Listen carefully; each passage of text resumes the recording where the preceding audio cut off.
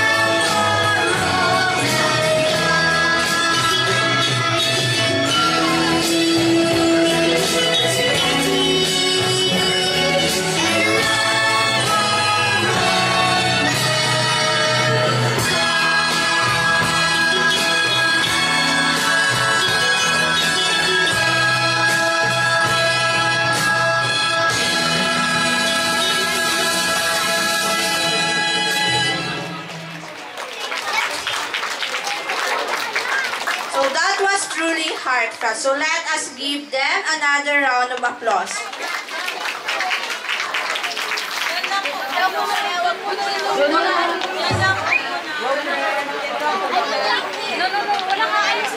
Diyan lang daw, bebe. Diyan lang.